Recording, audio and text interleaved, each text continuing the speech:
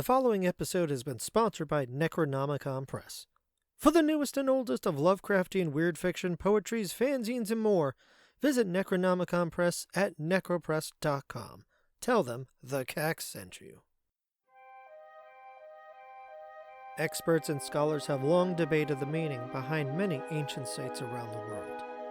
Even more perplexing is how some of these sites were constructed by people with primitive tools, who buried their knowledge in a time capsule that may never be unearthed. Henges, obelisks, temples, pyramids, and cities, going back thousands of years, built by civilizations divided by thousands of miles of mountains and oceans, but overlooked as a modern-day mystery. A castle carved from over 1,100 tons of oolite and erected nearly 100 years ago, all by just one man. And he never showed nor told anyone how he did it. Join us here on Intrigued as we come to learn who was the mysterious Ed Leedskalnin and how, or rather why, did he build the enigma known as Coral Castle.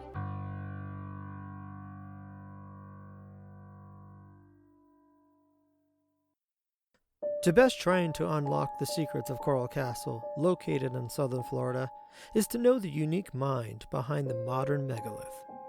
Born the 12th of January in 1887 in northeast Latvia, Edward Leedskalnin grew up living in a poor family and was only able to achieve a 4th grade education.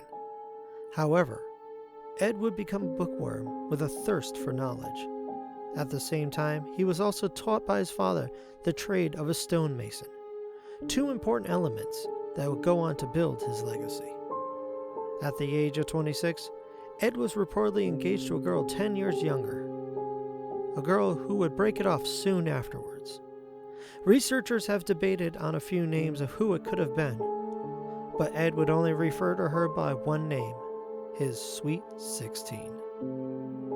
Soon after, in 1912, Ed would leave Latvia to cross the Atlantic for New York City, then make his way over to the Pacific Northwest, residing in Oregon during the industrial logging boom of the early 20th century.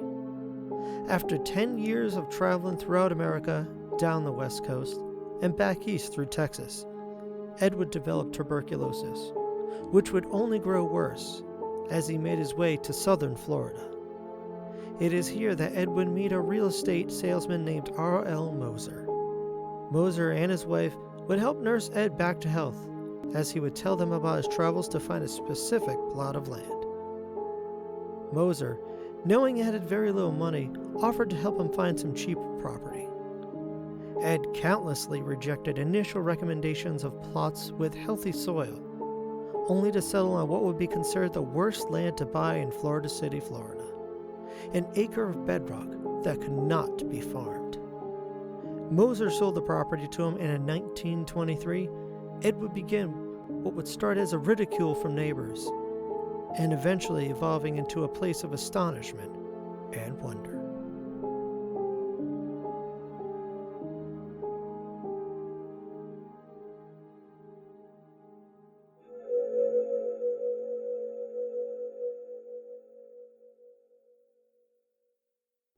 Standing at 5 foot tall and weighing nearly 100 pounds, Crazy Ed, as he was called, used his basic tools and years of knowledge to perplex Moser and the townspeople with a feat of engineering that was unknown to them. Witnessed by many, and with a single known photograph taken, hanging almost weightlessly from straps chained to a large wooden tripod, was a 10-ton block of oolite, cut straight from the ground underneath. As weeks and months went by, Ed would continue to cut and lift more blocks of bedrock from the ground, even up to 30 tons apiece, move them freely through the property, and he would build his first version of his castle simply known as Ed's Place. Astounded, locals would visit, and he would speak with them, and patiently wait for them to leave, never revealing his methods. When asked how he did it, he would say, "It's not difficult, it's in knowing how." Later, he said he unlocked not just the secrets of the pyramids, but the architecture of civilizations in Peru, the Yucatan, and Asia. When asked why, he would say it was the gift for his sweet 16. Unsatisfied by his vague answers, locals would attempt to spy on him. Almost always, Ed would stop working, as if he could sense their inquisitive gaze, and again patiently wait for them to leave. Whether true or not, a few have said they saw Ed make the blocks even levitate into the air and move without the use of any levies. Eventually, they would give up, leaving Crazy Ed to his business.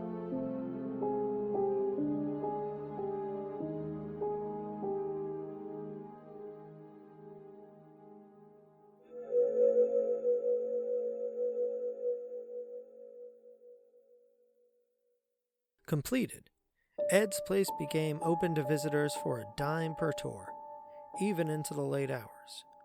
All one had to do was ring the bell twice outside, and he would come down from his quarters built into one of the 2 towers. Happily, he'd indulge in conversation, showing off his ancient-looking courtyard of curiosities, almost all of which was made from the same bedrock, including rocking chairs and gates, obelisks, polar telescopes, water-level controlled heated baths, accurate sundials, and even self-generated electricity. Much like the Cyclopean masonry found in mysterious sites from South America to the Mediterranean, all the stones were perfectly aligned with no mortar to hold them together. No cracks for light to penetrate, not even a razor blade could get between the giant mega blocks. Then almost a decade later, he would abruptly move his home. And for reasons that have been debated between historians, from stories of encroaching housing developments that would invade his privacy, to a tale of some locals roughing him up, expecting him to give up some hidden treasure he had. But what is known is that in 1936, he bought land in Homestead, hired a truck driver, and relocated his castle block by block. What adds to the mystery is that the driver was never allowed to see how Ed loaded up the flatbed. But when it was done in a short amount of time, with no signs of a lifting mechanism. Once settled and in place, Ed reopened his new home as Rock Gate Park.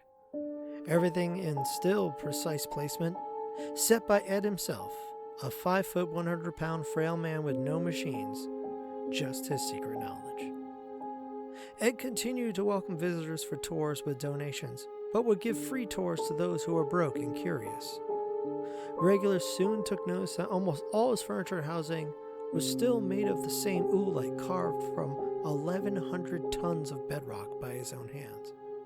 Even more mystifying was the infamous entrance, a rotating 8-foot-tall slab that fit within a 1/4-inch space of the surrounding wall.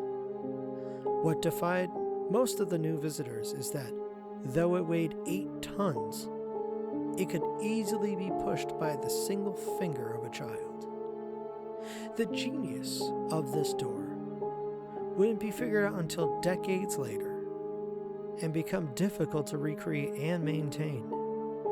Ed had drilled a straight hole through the top of the slab to the bottom, inserted a metal shaft, and accurately balanced it on a truck ball bearing.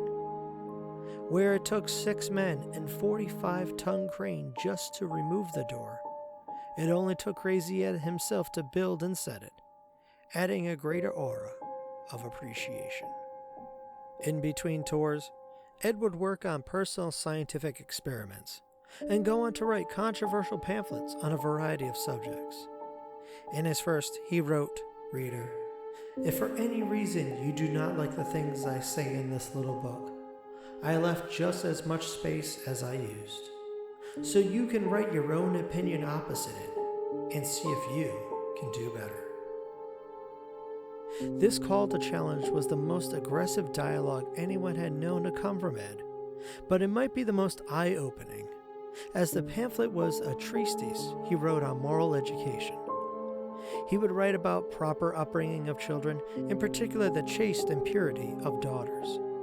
He likened teenage boys as misguided brutes, as they would not be old enough to work and too young to be nurtured. Therefore, their only desire would be to soil the purity of young girls. Was Ed hinting at what might have happened to him in the past? Did his engagement to his sweet 16 become corrupted by a younger youth that stole her heart, or maybe stoling something else? Well, this is one possibility. Many argue that Sweet 16 was not actually a girl, but rather a hidden code. And the blank pages were meant for someone else special in his life, a person unnamed, a person he dreamed of passing the secrets of his castle, his life's work to unravel and build upon. His most notably and heavily debated pamphlet was on magnetic current. In it, he specifically talks not just about the poles, but the latitude and longitude of his location to his experiments. His opening line is, "This writing is lined up, so when you read it, you look east. And the description you will read about magnetic current, it will be just as good for your electricity." In other pamphlets, Ed would write how life was endless, in a state of perpetual motion, constantly constructing and deconstructing, but held together by a magnetism between two poles. Because magnetism, according to Ed, was indestructible. He would advertise his pamphlets in the local papers for purchase, but a serious statement came through his message. He wrote, "This reading is not intended for the general public. Only those who want to experiment should order the booklet. The other people should just save their money." Ed would comment that most scientists would look at the universe through only one spectrum and use only one set of tools. Was there something else Ed saw and learned? And did he use this to help create his castle as a riddle to engage other intellects?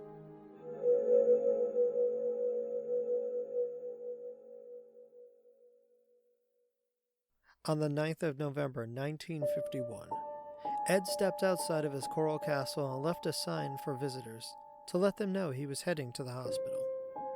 It would be the very last time Ed Leedskalnin would ever step foot into his magical and mystical realm. Ed checked himself into Miami's Jackson Memorial Hospital suffering from malnutrition. It would turn out to be severe inflammation of the kidneys. After 28 days on a hospital bed, on the 7th of December, at the age of 64, Ed passed away from kidney failure, with no friends and no family by his side. While Ed was in ill health, word got around to the neighbors that regularly visited Rock Gate, and they kept watch over his castle until his passing. After accompanying police to examine the property, they soon discovered that Ed actually did have a treasure hidden away, about $3,500 in cash. Translated today, that would be nearly $35,000 made alone from tours and pamphlet sales. It was also rumored that a treasure map in Ed's living quarters was discovered, but it made no sense to investigators as it was written in code outside of 2 dimensions. The whereabouts of the map are still a mystery. Rock Gate was bought the following year by a retired jeweler from Chicago. He turned it into an attraction and renamed it Coral Castle. In 1981, the owners sold the property to the managing company Coral Castle Inc., where it remains as an attraction to this very day, registered as a National Historic Site. While it may not be familiar as other attractions and theme parks in Florida, it still remains a question mark to many around the world. Like other inventors and innovators of history, did Ed Leedskalnin have a unique insight into learning? And with that education, did it open up his mind to how to perform the most outstanding of accomplishments with the most primitive of tools? Was his ideals of purity and self-respect the path to be able to unlock what was not hidden but forgotten? Did spending his time obsessively reading at a young age help him to be able to dissect and discount many of the accepted texts at the time when compared to a much older ancient knowledge? Or is he, as some architects and engineers say, just a patient man with lots of time and very little distraction to pull off the greatest of feats with the simplest of techniques. As more decades go by, we might still be trying to figure out how he actually pulled it all off. But the other question remains, why did he do it?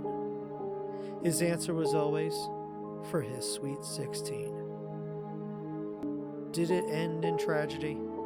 That his special someone never came to accept his greatest gift? Or was it a happy ending? That he gave the world a gift to be admired, enjoyed, and left a puzzle to be solved by the next unknown savant of purity and self-discipline, the only child he could ever father, the one that brought back to Coral Castle his sweet 16.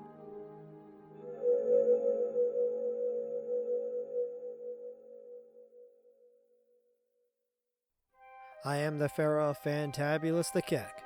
Thank you for listening to our episode of Intrigued. But now we open the forum to you. What are your feelings and thoughts on Coral Castle and Ed Leedskalnin? Have you heard of either before the show or learned something new? Is there still a riddle left behind by Ed to be solved? We look forward to reading your responses, and don't forget to join my Patreon at patreon.com/thecack. This will get you early access to episodes of Podcack and to be entered into future contests to win prizes. Until next episode, sleep well, dream deep, and always find something to be intrigued.